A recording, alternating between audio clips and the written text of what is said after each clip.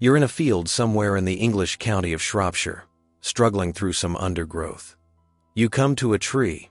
At its roots is something that looks like an oversized rabbit hole. You slip down the sloped, muddy entrance, and suddenly you're in an elaborate labyrinth of passages and chambers carved from bare rock. You feel like you've traveled back in time to the Middle Ages. Sounds like a slightly weird fantasy? Well, it's not. This underground structure really does exist about 120 miles northwest of London, and you do enter it via what looks like the entrance to some animal's lair. Of course, there's a very famous rabbit hole in literature, the one that appears in Lewis Carroll's 19th century fantasy, Alice's Adventures in Wonderland. What you'll find down that Shropshire burrow entrance is hardly less astonishing than what Alice found in her rabbit hole. The interior, completely dry, even when it's wet outside, is skillfully carved from the local sandstone. The underground marvel is called the Kaitton Caves, although the website of Historic England, a government-backed agency, prefers to call it a grotto. One man who took the trouble to track down the entrance to Kaitton Caves and to explore them was photographer Michael Scott from the city of Birmingham, just 20 miles from the site. He explored the caverns in 2017 and described his experience to the BBC. He said, "I traipsed over a field to find it. If you didn't know it was there, you would walk right past it." Intriguingly, Scott continued, considering how long it's been there, it's in amazing condition. It's like an underground temple. That's right, the carefully carved caves reminded him of a place of worship. There's more. The BBC report says that Historic England found evidence that somebody had been using the caves to practice black magic rites. Scott continued with his description of exploring the caverns, which he said were quite cramped. He recalled, "I had to crouch down, and once I was in, it was completely silent. There were a few spiders in there, but that was it. It was raining, so the slope down was quite sludgy, but inside the cave was bone dry." Historic England's detailed description of the caves adds to the mystique. Its report states that the interiors have columns left by excavation as cylinders with bases and capitals, with occasional amulets, Neo-Norman decoration, to base between columns, one Neo-Norman doorway with beakheads, and roll molding. Decorative quatrefoils and designs also abound.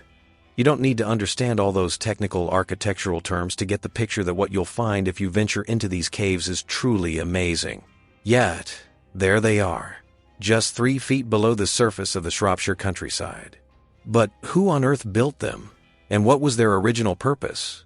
One thing we do know is the origin of the name Kaitton Caves. That comes from the nearby country mansion, Kaitton Hall. It's always been a private home, and its contemporary owners also own the land where the grotto is. Kaitton Hall was built in 1803 after an American, one W.J.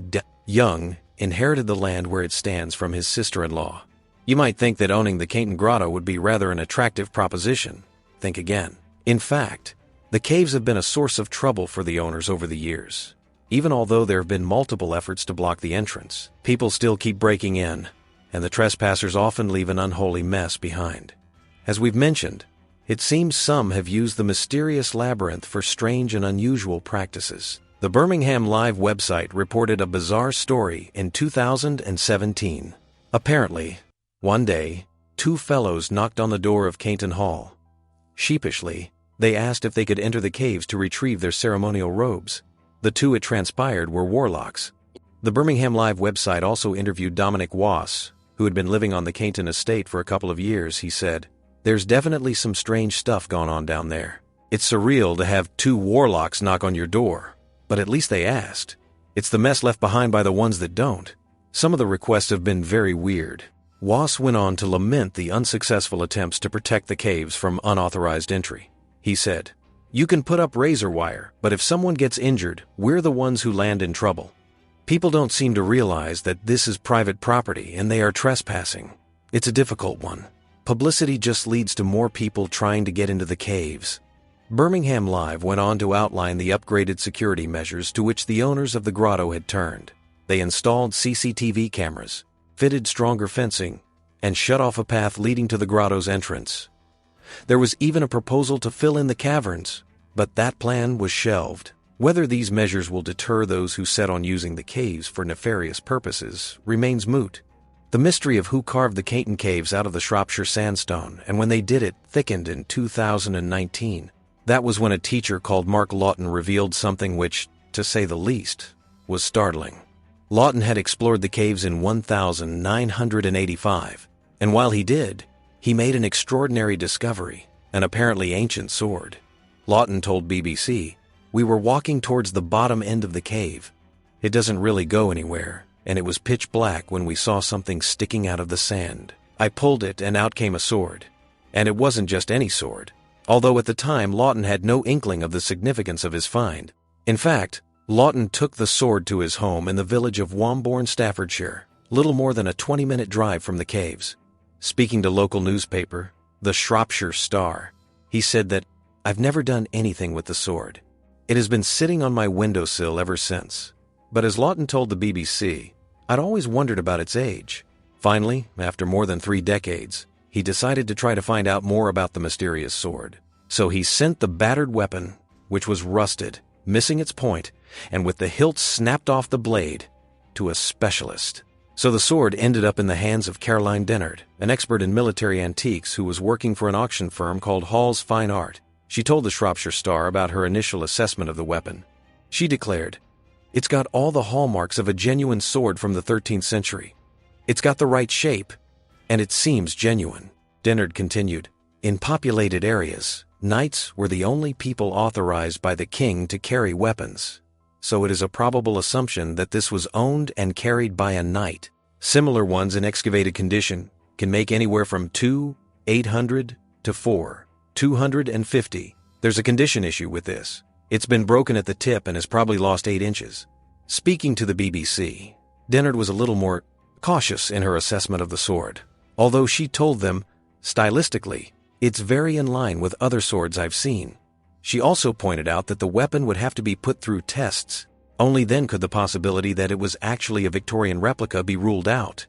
In fact, the sword's condition does seem to have affected its value. Ultimately, it sold at auction for a little short of $750. The Hall's sale notes stated that, although local mythology ties this tavern system to the Knights Templar, some historians believe the caves to be 19th century in date. Nevertheless, the sword is a historically interesting find, and certainly warrants further research. As far as we know, such further research is yet to happen, so the sword's actual age remains unknown.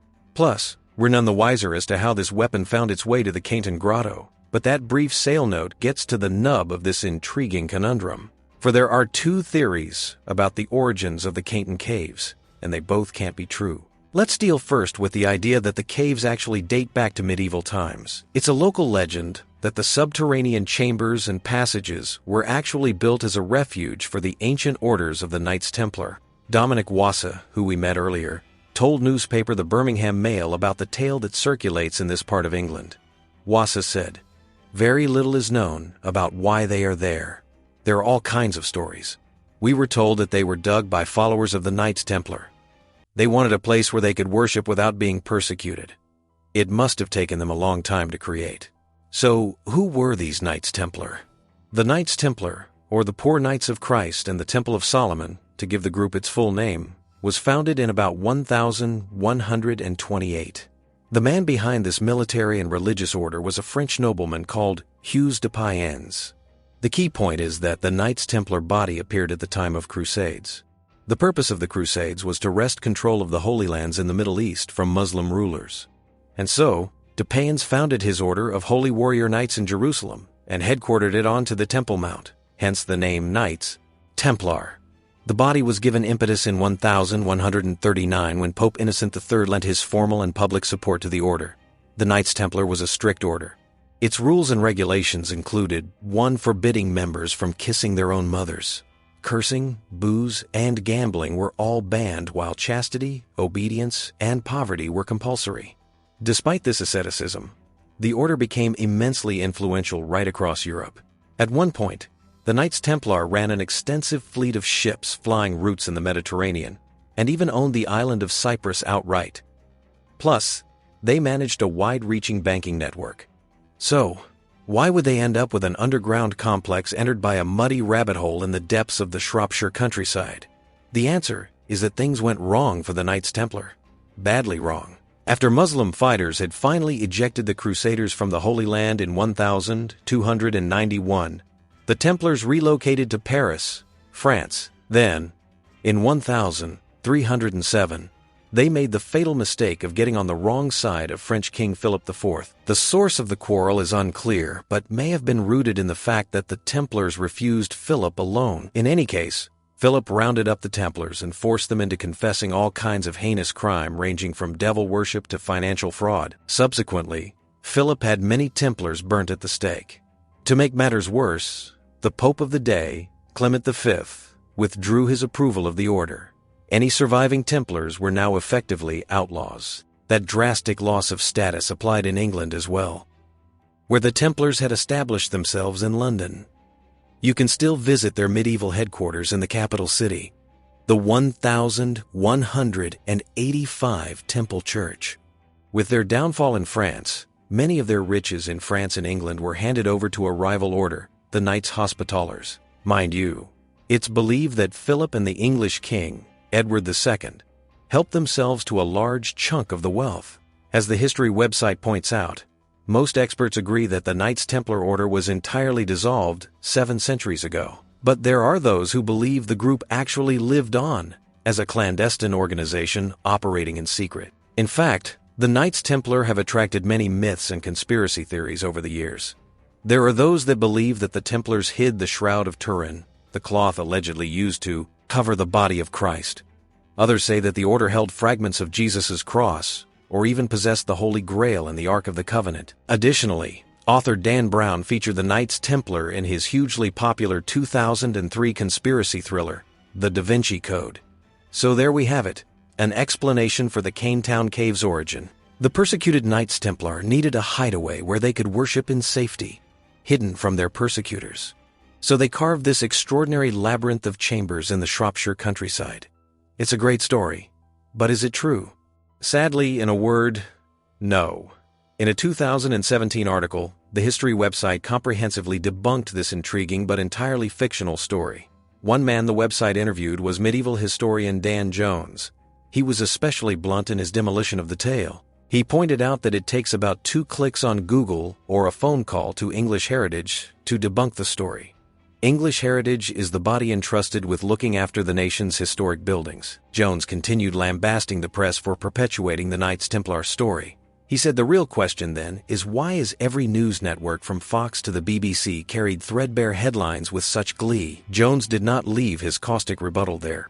He went on to try and explain how such a tale could have arisen. Jones said people loved the romance and the possibility of the Templar story. And over time, the order has come to be seen as an all-powerful secret sect who operate untouched across the generations, warping history from the shadows. And we can see this story that the Kaitton Caves are somehow connected to the Knights Templar as having similar origins. So perhaps it's easy enough to debunk the Knights Templar myth about the Kaitton Caves. But what's the truth? That is a little harder to pin down. The quasi-government agency Historic England is probably the best authority in which to turn. In its website entry for the grotto, it describes the caves like this: probably late C-10 or early C-19, but undatable, hollowed out of rock inside the disused quarry approached by a very small, unmarked entrance. So, the truth is elusive. We can be fairly sure about the dates given by Historic England, meaning the caves are nothing like 700 years old, but we still don't know who actually constructed them. What's more, we remain ignorant of their true purpose. Perhaps the caves are just another example of an English folly, a structure created purely for amusement.